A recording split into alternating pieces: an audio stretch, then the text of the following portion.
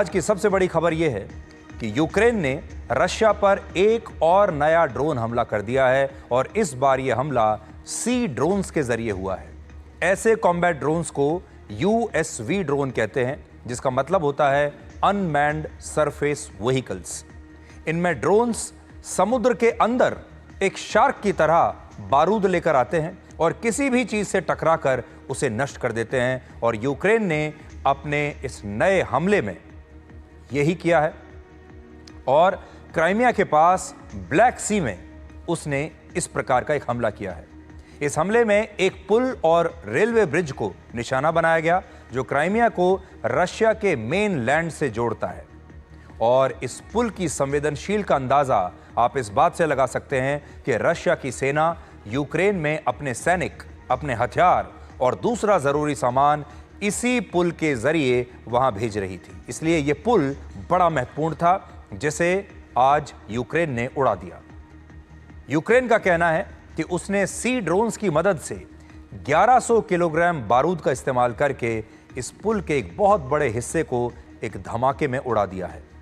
Ukraine ने वर्ष 2022 और फिर वर्ष 2023 में भी इस पुल को नुकसान पहुंचाने की कोशिश की थी, जिसके बाद रशिया ने इसकी मरम्मत करके इसे फिर से ठीक कर दिया था और चालू कर लिया था।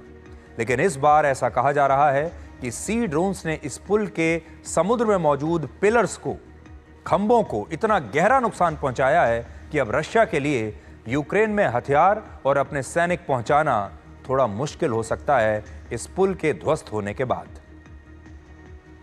ऐसा भी कहा जा रहा है कि यूक्रेन के राष्ट्रपति जेलेंस्की ने यह हमला रशिया के राष्ट्रपति व्लादिमीर पुतिन को ध्यान में रखते हुए किया है, क्योंकि राष्ट्रपति पुतिन क्राइमिया को रशिया से जोड़ने वाले इस पुल को बड़ा खास मानते हैं, इसे बड़ा महत्व देते हैं। और अगर इस पुल को चोट की तो ये सीधे पुतिन को चोट देने के बराबर है। और यहां इस 19.5 किलोमीटर लंबे पुल पर उन्होंने एक बार ट्रक भी चलाया था। ये जो पुल है ये बड़ा प्रिय है रशिया के राष्ट्रपति पुतिन को और इसे कर्च ब्रिज भी कहते हैं। और वर्ष 2014 में जब क्राइमिया यूक्रेन से रशिया के नियंत्रण में आया, तब इस क्षेत्र को रशिया से जोड़ने के लिए यह पुल राष्ट्रपति पुतिन ने ही बनवाया था, जिसे अब सी ड्रोन से यूक्रेन ने अपना निशाना बनाया है। यूक्रेन ने पिछले 2 दिन में रशिया पर 2 बड़े ड्रोन हमले किए हैं, जिनमें पहला ड्रोन हमला तस्करी के जरिए हुआ, जिसमें तस्करी के जरिए कई ट्रक्स में ड्रोन्स को भरकर रशिया की सीमा तक ले जाया गया। रशिया की सीमा के कई हजार किलोमीटर अंदर तक ये ट्रक चले गए और ट्रकों में ड्रोन भरे हुए थे। और फिर इन ड्रोन्स के जरिए रशिया के एयर बेसिस पर हमला हुआ और रशिया के कई प्लेन्स को नष्ट कर दिया गया। यूक्रेन ने अपनी सीमा से रशिया में 4300 किलोमीटर अंदर घुसकर उसके 4 एयरबेस और 41 लड़ाकू विमानों को नष्ट कर दिया। बहुत बड़ी बात है कि किसी देश के 41 विमान एक दिन में नष्ट हो जाएं और इनकी अनुमानित जो कीमत है वो 60,000 करोड़ रुपए के आसपास है। और अब क्राइमिया में भी यूक्रेन ने सी ड्रोन्स के जरिए ऐसा ही बड़ा हमला किया है। यानी कल 2 दिन पहले यूक्रेन ने रशिया को चकमा दिया, रशिया को हैरान कर दिया और आज एक बार फिर से एक ऐसा हमला किया जिससे रशिया एक बार फिर से हैरान हो गया। हालांकि रशिया के रक्षा मंत्रालय का कहना है कि पिछले 24 घंटे में रशिया ने यूक्रेन के 1430 सैनिकों को मार डाला है और रशिया की सेना यूक्रेन की सीमा में बड़े स्तर पर इस समय हमले कर रही है यूक्रेन की सीमा के आसपास। पश्चिमी मीडिया का यह भी दावा है कि रशिया यूक्रेन पर उससे भी बड़ा ड्रोन हमला कर सकता है और इस युद्ध का रुकना अब बहुत ही मुश्किल है। तो आपके लिए भी ये एक जानकारी हो सकती है कि जिस प्रकार से हमले कर रहा है यूक्रेन, अब रशिया और यूक्रेन के बीच ये युद्ध और ज्यादा विकराल रूप लेगा। अब ये युद्ध और ज्यादा फैलेगा और अब इसका रुकना मुश्किल होगा। दूसरी तरफ यूक्रेन आर्म्ड फोर्सेस ने, यानी यूक्रेन की सेना ने भी यह दावा किया है कि उसने पिछले 24 घंटे में रशिया के कम से कम 1100 सैनिकों की जान ले ली है और यह युद्ध अब और फैलता जा रहा है। इस युद्ध में कॉम्बैट ड्रोन्स का ऐसा इस्तेमाल देखकर पूरी दुनिया हैरान है और इसलिए आज हम इन्हीं ड्रोन्स को आपके लिए डिकोड करेंगे। हाल ही में अगर आप देखें पिछले 1-2 साल में आपने बड़े बड़े युद्धों में ड्रोन्स के इस्तेमाल के बारे में सुना होगा, देखा होगा। ये एक नया घटनाक्रम है और आपको आज हम ये भी बताने वाले हैं कि क्या भविष्य में भारत, हमारा देश, ड्रोन्स का ड्रोनाचार्य बन सकता है। 17वीं शताब्दी से 20वीं शताब्दी के बीच पूरी दुनिया में उसी देश की सेना को सबसे मजबूत माना जाता था जिसके पास खतरनाक युद्धपोत और समुद्री जहाज होते थे। ये वो दौर था जब ज्यादातर युद्ध जमीन और आसमान से लड़े जाते थे और मिलिट्री वॉरफेयर में युद्धपोत की भूमिका बड़ी महत्वपूर्ण होती थी। और इन्हीं युद्धपोत के दम पर ब्रिटेन ने पूरी दुनिया के 1/4 देशों पर शासन किया और उन्हें अपना गुलाम बनाकर रखा, जिनमें हमारा अपना देश भारत भी है।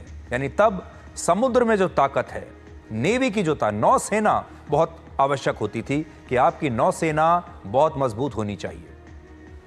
20वीं शताब्दी की शुरुआत में मिलिट्री वॉरफेयर में एक नई टेक्नोलॉजी आई जिसने युद्धपोत के प्रभाव और उसके एडवांटेज को समाप्त कर दिया और इस टेक्नोलॉजी का नाम था एयरक्राफ्ट कैरियर। यह समुद्र में खड़ा एक ऐसा कैरियर था, एक ऐसा हवाई अड्डे नुमा जहाज था जहां से कई लड़ाकू विमान उड़ान भर के दुश्मन देश के युद्धपोत को आसानी से नष्ट कर सकते थे या दुश्मन देश के आसपास हमला कर सकते थे।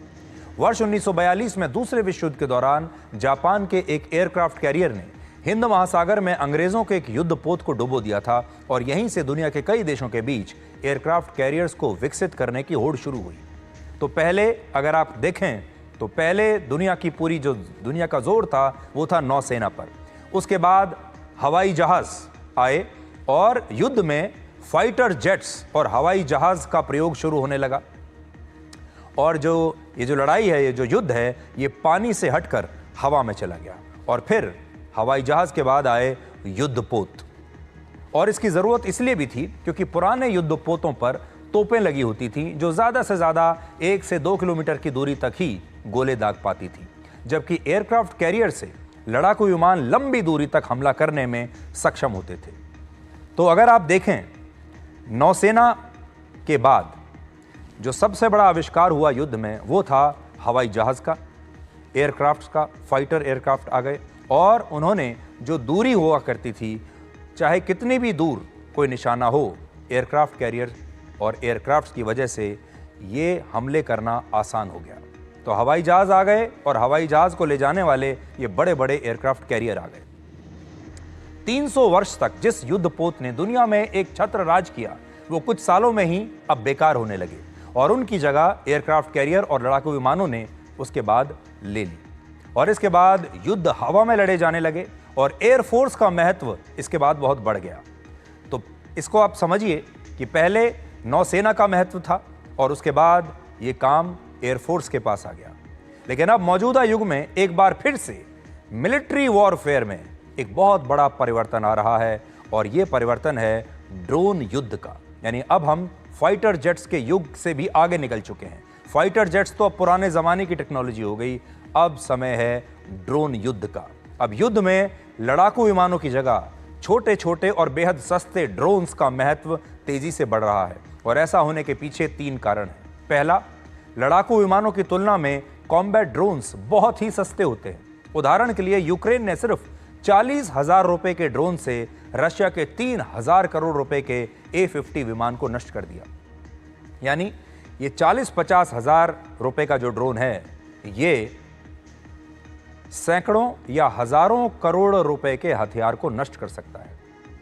दूसरा, इन ड्रोन्स को एक छोटी चींटी भी कह सकते हैं आप, जो एक विशाल हाथी पर हावी हो सकती है। और तीसरा, लड़ाकू विमानों की तुलना में ये ड्रोन्स ज़्यादा खर्चीले नहीं हैं, बहुत सस्ते हैं और लड़ाकू विमानों में करोड़ों रुपए की मिसाइलें लगाई जाती हैं और उन्हें विकसित करने या दूसरे देशों से खरीदने पर हजारों करोड़ रुपए खर्च किए जाते हैं और इनके ईंधन और रख रखाव का खर्चा भी ज़बरदस्त होता है। लड़ाकू विमान में पायलट की आवश्यकता होती है और पायलट की जान को खतरा हमेशा बना रहता है। जैसे अमेरिका के F-35 लड़ाकू विमान की 1 घंटे की उड़ान पर 38 लाख रुपए खर्च होते हैं, जबकि इतने ही पैसे में लगभग 100 कॉम्बैट ड्रोन्स बनाए जा सकते हैं। ड्रोन्स की असली ताकत यह है कि इन्हें थोड़े से बारूद के साथ भी उड़ाया जा सकता है और किसी भी टारगेट पर हमला किया जा सकता है।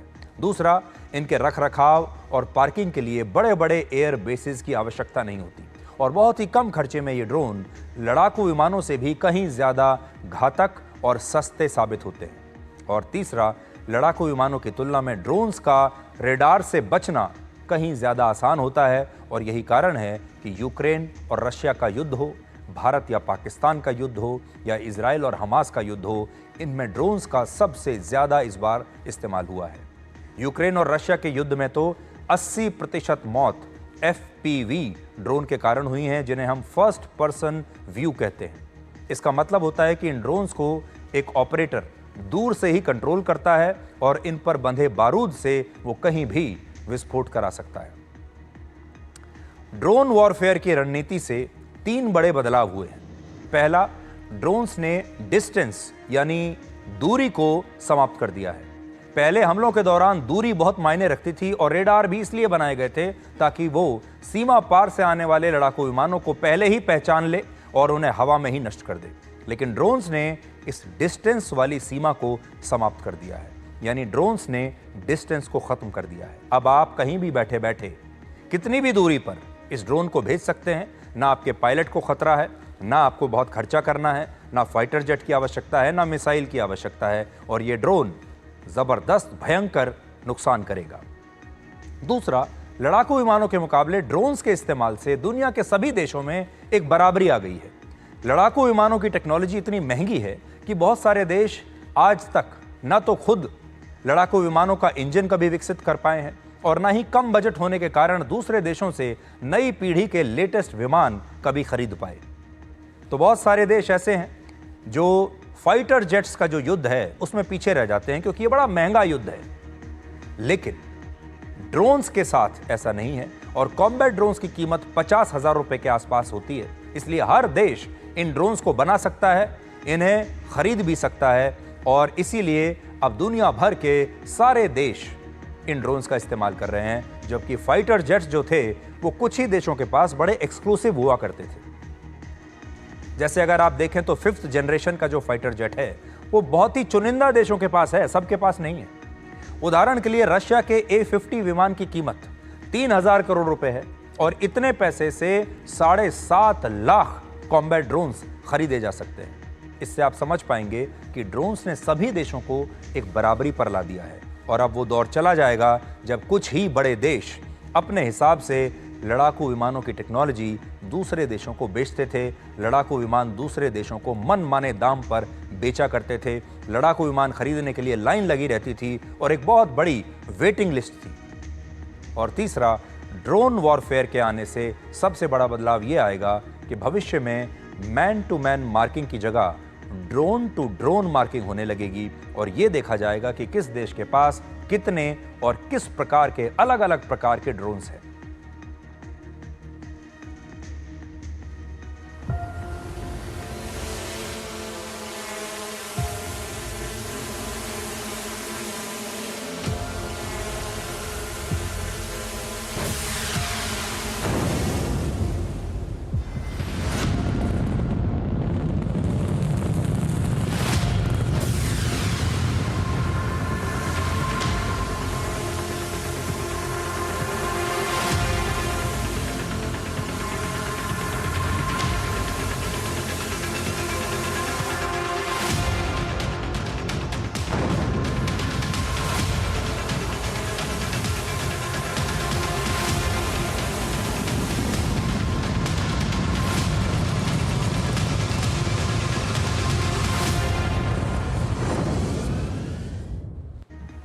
तो ये जो वीडियो आप देख रहे हैं ये हमने आपके लिए ख़ास तौर पर आर्टिफिशियल इंटेलिजेंस की मदद से ये वीडियो तैयार किया है, जिसमें हम आपको ठीक से समझा सकें कि भविष्य में ड्रोन्स के ज़रिए युद्ध कैसे लड़े जाएंगे। और ये हमारी एक कोशिश है कि जब आप न्यूज़ देखते हैं, समाचार देखते हैं, तो उस अनुभव को हम आपके लिए और ज़्यादा बेहतर कैसे बना सकते हैं, चीज़ों को आसान भाषा में आसान तरीके से आपको कैसे हम समझा सकते हैं। तो ये जो तस्वीरें आप देख रहे हैं ये AI जनरेटेड वीडियो है जो हमने आज ख़ास तौर पर ये ड्रोन्स के वॉरफेयर को आपको समझाने के लिए, डिकोड करने के लिए, आपके लिए ये हमने बनाया है।